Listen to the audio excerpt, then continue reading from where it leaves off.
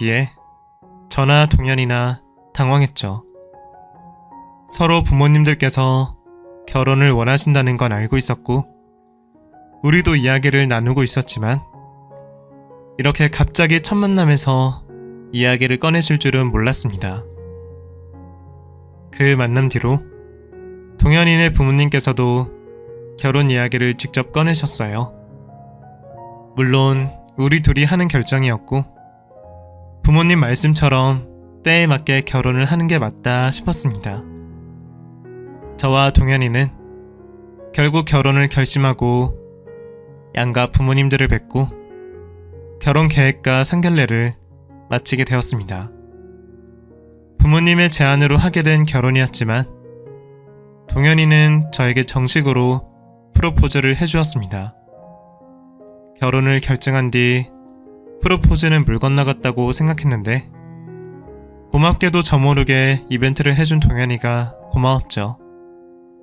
물론 저는 그 소식을 가장 먼저 유미에게 알려줬습니다. 유미야, 나 오늘 동현이한테 프로포즈 받았어. 진짜 부모님들도 다 뵙고 결혼한다고 하니까 프로포즈는 못 받는다 생각했거든. 그래도 역시 동현이가 내 마음을 아는지 오늘 너무 감동적이게 받은 거 있지? 정말? 좋겠네 언니. 축하해. 다 네 덕분이지. 유미 너 아니었으면 우리가 만나기는 했겠어? 언니가 섭섭치 않게 선물해줄 테니까 기대해. 그리고 유미 결혼식 때는 내가 혼수라도 꼭 해줄게. 고마워 유미야. 하지만 어쩐 일인지 누구보다 축하해줄 거라 생각했던 유미는 피곤했는지 제 생각보다 무덤덤한 목소리였습니다. 제가 기쁨에 취해 너무 일방적으로 전화했나 싶었지만 그때는 별일 아니라 생각했습니다. 제가 결혼 프로포즈를 받고 일주일 정도 되었을 때 유미도 남자친구에게 결혼 약속을 받았다며 저와 동현이에게 알려왔습니다.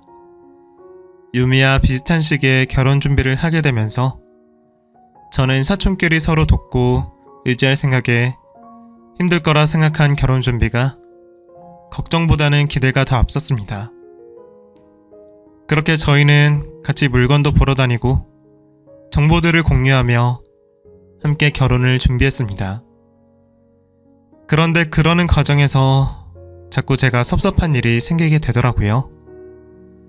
웨딩드레스를 고를 때부터 느끼기 시작했죠. 어때? 나는 이번 게 제일 마음에 드는데. 제가 봐도 신부님은 이번 드레스가 가장 잘 어울리시는 것 같아요. 앞에 것들보다 이게 요즘 잘 나가는 스타일이기도 하고요. 나는 별로인데. 맨 처음에 이쁜 것 같지 않아? 이번 거는 언니한테 너무 안 어울려. 뚱뚱해 보여. 그래? 내가 봤을 땐 이게 가장 잘 어울리는 것 같은데? 자기는 어떻게 생각해? 글쎄. 유미 말이 맞는 것 같기도 하고 난 잘 모르겠다. 그냥 유미 말대로 해. 언니, 내 말 들어. 그거 진짜 안 어울려. 아무리 봐도 저한테 가장 잘 어울리는 드레스인데 유미가 제 생각에는 제일 별로인 드레스를 추천하는 게 아니겠어요? 거기다 드레스를 입혀주시는 분도 다른 옷을 입혀주시며 조용하게 말씀해 주시더라고요. 신부님, 물론 신부님 선택이시지만 제가 봤을 때도 방금 드레스가 제일 잘 어울리세요. 저도 이런 말 하면 안 되는데 처음 거는 너무 안 어울리셔서 말씀드리는 거예요. 동현이와 유미를 제외하면 제 생각이나 다른 분들 모두 어울린다는 드레스를 극구 반대하니 어쩔 수 없었어요. 하지만 제가 못 보는 눈이 워낙 꽝이기도 했고 유미가 스타일에 관해서는 저보다 훨씬 앞서 나가고 잘 알기에 저는 결국 유미 말을 따르기로 했습니다. 그런데 이상한 일은 가전제품을 고를 때도 있었습니다. 저희가 가전을 고르러 간다는 얘기에 유미도 따라가겠다며 저희 셋이 같이 매장을 둘러보러 갔습니다. 저 신혼가전 제품이다 보니 매장을 가기 전에 마음에 드는 제품들을 고르기도 했고 미리 제품에 대한 공부도 해갔죠. 실물 제품을 보면서 직원분에게 안내를 받고 있는데 회사에서 연락이 와 급히 들어가 보게 되었습니다. 이미 동현이에게도 제가 눈여겨보고 있는 제품들을 말해서 가격과 용량만 비교하면 될 거라 생각하고 동현이에게 맡기고 회사로 향했죠. 회사 일을 끝내고 다시 동현이와 유미를 만났습니다. 그래서 제품은 다 계약했어? 확실히 인터넷보다는 가격이 저렴해? 그래도 거진 다 한 곳에서 구매하니까 인터넷보다는 저렴한 것 같아. 가격도 자리에서 한 번 더 비교해봤어. 다행이다. 안 그래도 인터넷에서는 품절된 것도 있더라고. 아, 누나가 고른 거 말고 다른 걸로 골랐어. 뭐? 왜? 내가 인테리어랑 맞춰서 미리 해놨다고 했잖아. 언니, 내가 알아보니까 그 제품들이 색상이나 디자인이 언니 신혼집이랑 영 인테리어가 안 맞아서 내가 좀 더 신경 써서 골랐어. 아니, 그래도 유미야, 나 일부러 가전제품이랑 인테리어랑 색상 맞추려고 한 건데 그래서 고른 게 뭐야? 이거야. 이게 훨씬 예쁘지? 언니도 내 취향이랑 안목 알잖아. 봐봐. 가격도 언니가 구매하려 했던 제품들보다 훨씬 저렴해. 이미 계약금까지 넣고 온 가전제품을 보니 제가 생각했던 제품은 하나도 없었습니다. 사실 유미 말처럼 신혼집 인테리어와 맞는지도 잘 모르겠었고요. 그래도 제가 모르는 제품의 문제까지 미리 챙겨주고 빡빡한 예산에서 신경을 써준 유미에게 고마운 마음에 속상한 마음을 숨겼습니다. 매번 준비할 때마다 옆에서 아무것도 모르는 저에게 도움을 주고 제가 바쁜 와중에 동현이와 연락하며 굳이 귀찮을 결혼 준비를 해주는 것을 보며 정말 좋은 동생을 두었구나 싶었고 동현이에게도 진정으로 좋은 친구구나 싶었죠. 그런 유미가 그때는 고맙기만 했습니다. 그래서 저도 결혼 전에 유미에게 저와 동현이를 이어준 답례로 명품백도 선물해줬죠. 선물을 받고 즐거워하는 유미를 보면서 저도 기뻤어요. 그렇게 결혼 뒤에도 저와 동현의 든든한 조력자가 되어줄 유미에게 고마웠고 덕분에 꾸리게 된 행복한 결혼 생활을 꿈꾸며 행복을 기대했습니다. 저와 동현이는 결혼 전 미리 신혼집에서 생활을 하기로 했습니다.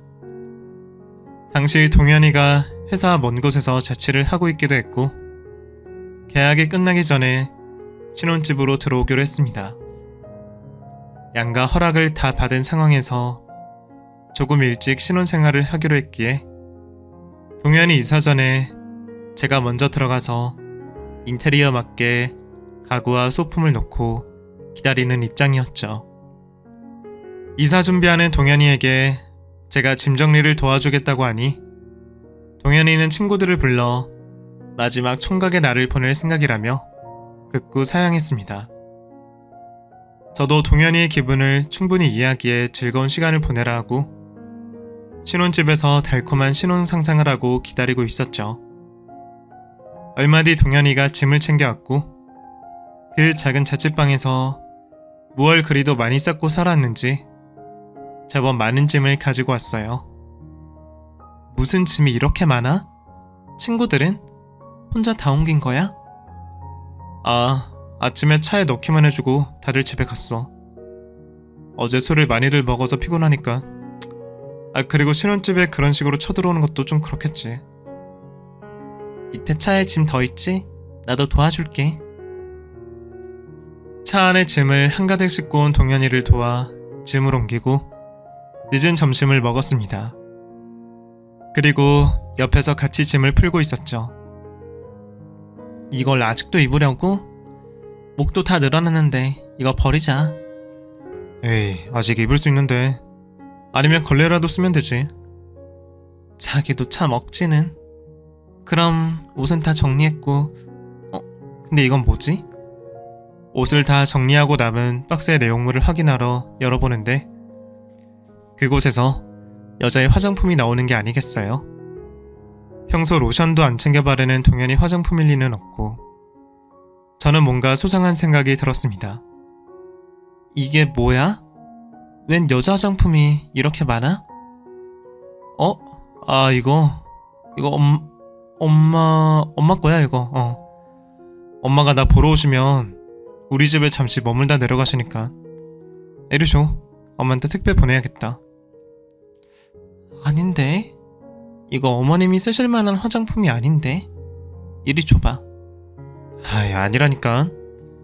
아무래도 어머님 나이대에 쓰실 만한 화장품이 아닌 것 같아서 제가 다시 보려고 하니 뒤로 숨기면서 안 뺏기려고 하는 겁니다. 이거 사실은 이거 전 여친 것 같아. 나도 몰랐는데 선물한다고 사놓은 게 있는 줄도 모르고. 미안. 당신 이거 보면 괜히 기분만 안 좋을 텐데 그냥 내가 지금 버리고 올게. 솔직하게 말하는 동현이의 대답에 놀라기도 했고 신혼집 들어온 첫날 전 여자친구의 흔적을 보니 기분도 좋지 않았습니다. 하지만 동현이나 저나 이전에 사귀던 사람들도 있고 그건 이해되는 부분이니 저도 더 이상 말을 하지 않았어요. 신혼 첫날을 망쳐버릴 수도 있던 사건을 남기고 즐거운 저녁을 보내고 있었죠. 대충 짐 정리를 끝내고 동현이와 맥주를 마시고 있었는데 동현이 친구에게 전화가 왔고 저는 떨어진 맥주를 사러 혼자 편의점을 갔습니다. 그런데 맥주를 사고 돌아오는 길에 동현이가 아까 버린 박스가 보이는 겁니다. 저는 애써 모른 척하고 지나가려는데 궁금한 마음에 그 상자를 열어보고 싶었어요. 저를 만나기 전 여자가 어떤 사람인지 알고 싶었거든요. 그렇게 열어본 박스 안 화장품들은 뭔가 이상했습니다. 제가 동현이에게 받은 선물과 같은 화장품이 있었고 화장품 유통기한도 아직 한참 남은 게 최근에 구매한 듯 했거든요. 뭔가 수상함을 느낀 저는 안을 더 찾아봤지만 아무런 단서를 찾을 수가 없었죠. 그러다 박스 밖에 붙어있는 택배 송장을 보게 되었습니다. 아쉽게도 이름 부분과 전화번호는 찢어져 있었지만 주소는 남아있었죠. 택배 요청 상황에 기입한 글로 보아 분명히 여자는 맞는 듯 했습니다. 핸드폰으로 그 주소와 박스 안 화장품 사진을 찍고 아무렇지 않은 듯 올라가 맥주를 마시다 잠을 청했습니다. 다음날 동현이는 자고 있고 제가 찍은 박스 안 화장품 사진을 제가 동현이에게 선물 받은 화장품과 비교했습니다. 같은 제품의 색상만 다른 것이었고 유통기한이 똑같거나 거의 비슷한 날짜였습니다. 아무리 무딘 쳐도 분명 전 여자친구의 흔적은 아닌 듯 했습니다. 동현이를 일으켜 세워 물어볼까 하다 어제도 거짓말로 넘겼는데 오늘이라고 안 그럴 일이 있나 싶은 생각에 저는 어제 사진 찍은 주소로 직접 찾아가 보기로 했습니다. 어머님 물건이라는 동현의 말과 달리 도착한 곳은 원룸 건물이었습니다. 혹시 그제 동현이와 밤을 보낸 친구들 중 한 사람의 주소인가 싶어서 들어가기를 좀 망설였지만 여기까지 온 마당에 동현이 친구든 어머님이든 제 눈으로 확인하고 가려고 했습니다. 그렇게 문 앞에서 서니 심장이 정말 요동치더군요. 상상하기 싫은 일이 생기면 어떡하나 싶었습니다. 떨리는 심장을 부여잡고 배를 눌렀죠. 원룸 안에서는 여성인 듯한 목소리가 흘러나왔습니다. 그리고 문을 열어주는데 유미가 있는 거예요. 유미도 저를 보며 당황하며 토끼 눈이 되어 있었죠. 언니? 유미야. 그렇게 한참을 서로를 보고 있는데 현관 바로 앞에 있던 테이블에 제가 동현이에게 직접 만들어서 선물한 컵이 보였습니다. 그 순간 눈치를 챈 저는 유미가 가지고 있던 핸드폰을 잽싸게 가로채서 제 차 안으로 뛰어갔습니다. 만약 두 사람이 제가 생각한 그런 관계가 맞다면 분명 핸드폰 안엔 모든 것이 있을 거라 생각했습니다. 차 안으로 들어가 문을 잠그고 저는 이성을 잃은 듯 핸드폰을 내놓으라며 문을 두들기는 유미를 무시한 채 비밀번호를 풀어 핸드폰 안을 확인해 보았습니다. 어렸을 때부터 친한 탓에 유미가 쓰는 비밀번호는 알고 있었죠. 사진첩과 메시지 안에는 제 예비 신랑과 유미의 다정한 모습들과 그동안 연락을 주고받은 흔적들이 있었습니다. 그리고 아무리 이해를 해보려고 해도 친구 사이라고는 볼 수 없는 사진과 메시지들도 있었죠. 혹시 몰라 저는 그것들을 모두 제 핸드폰으로 보내고 사진을 찍어두었습니다. 이미 포기했는지 유미는 바닥에 앉아 울고 있었죠.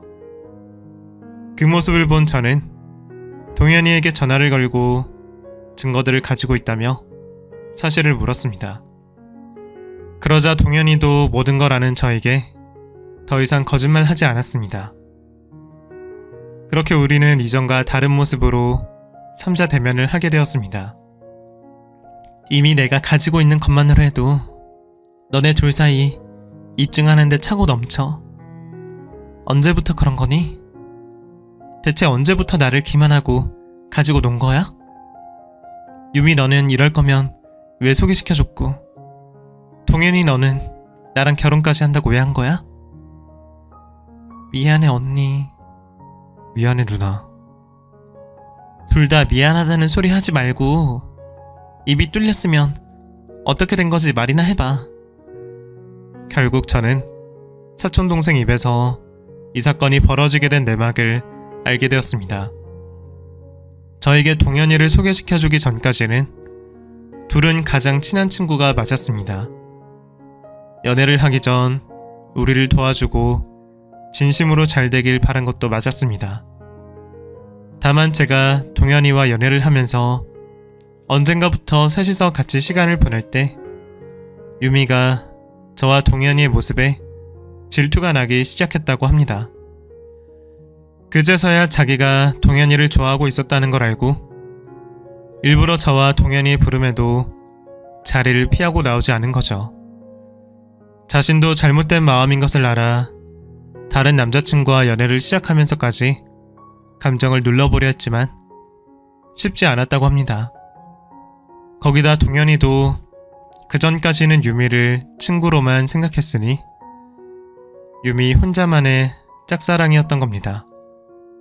제가 동현이에게 둘 사이에 너무 격이 없다며 조심스럽게 이야기한 다음날 동현이는 유미에게 저와의 대화를 전하러 만나게 되었고 그날 술을 많이 마시게 된 둘은 밤을 같이 보내고 만 겁니다. 동현이는 하룻밤에 실수로 없었던 일로 하고 싶었지만 유미는 그날을 계기로 다음이 더 확실해졌나 봅니다. 그날 이후로 개인적인 만남을 피하는 동현이를 보기 위해 저와 동현이의 오작교인 척 우리 둘 사이를 도와주는 척하며 제 남자친구를 꼬셨고 결국 지금까지 그런 잘못을 저지르고 있었던 것이죠. 알고 보니 괘씸하게도 두 사람은 저 모르게 올름까지 계약해 둘만의 아지트인 그곳에서 데이트를 즐겨왔습니다. 저는 대화를 듣는 내내 녹음을 하며 당장이라도 터질 것 같은 울음을 겨우겨우 참고 있었습니다. 저는 그런 줄도 모르고 유미가 저를 위해 도와준다고 생각하고 있었고 결혼 준비하는 동안 유미에게 의지했었는데 제 결혼식을 준비한다는 핑계로 데이트를 하고 있었고 오히려 둘의 데이트 기회를 제가 만들어준 거죠. 그런데 동현이 너는 나한테 프로포즈는 왜 한 거야? 아니 유미 너도 네 남자친구한테 프로포즈 받았잖아. 둘 다 미친 거 아니야? 사실은 누나 나도 계속 유미랑 관계를 끊으려고 했어. 부모님들이 결혼을 재촉하면서 더 이상 유미랑 만나지 말아야겠다 생각했고 그런데 나 때문이야 언니. 내가 언니랑 동현이 결혼 소식을 듣고 홧김에 남자친구한테 결혼하자고 했어. 그래서 동현이 얘랑 그거 가지고 또 다투다 보니 서로 이렇게라도 만나면 될 것 같아서 미안해 언니. 정말 미안해. 니들이 벌인 이 상황 정말 다 감당할 수 있을 것 같아? 너네 정말 미친 거야. 나도 너네 용서할 수 없어. 미안해 누나. 내가 다 보상할 테니까 없던 일로 해주면 안 될까? 미안해 정말. 그래 언니. 나도 정말 죽을 죄를 지었어. 미안해. 아니 이미 끝났어. 너네랑 이야기하는 동안 녹음도 다 했어. 너네 가방에서 핸드폰이나 봐봐. 이미 내가 가족, 시댁, 친구들한테까지 증거들 다 보냈으니까. 그리고 이제 김동현, 너랑은 파혼인 거 알지? 너네 들어온 이야기 들으니 지금이라도 인연 끊을 수 있어서 다행이다 싶어. 미련도 남지 않네. 둘이 결혼을 하든 동거를 하든 알아서 잘 해봐. 그렇게 끝까지 할 말을 다 하고 나온 저는 혼자 차 안에서 한참을 울었습니다. 정말 미련은 없었어요. 다만 저런 인간들에게 속아 지난 날을 보낸 것과 그 두 사람을 누구보다 믿었던 것에 대한 속상함이었습니다. 그 뒤로 제가 보낸 사진과 메시지들로 한참 동안 집안이 시끄러웠습니다. 그 남자와 사촌동생 둘은 그날 이후로 헤어지게 되었고요. 그 남자네 집안에서도 우리 집으로 달려와 무릎까지 꿇으며 빌어보았지만 이미 끝까지 본마당에 무슨 볼 일이 있을까요? 우리는 결국 파혼을 하게 되었고 회사에만이라도 비밀로 해달라며 위자료 명목으로 비밀을 지켜달라며 뇌물 같은 걸 주더라고요. 그리고 결국 이미 치른 결혼 준비 비용까지 모두 그쪽에서 부담하게 되었죠.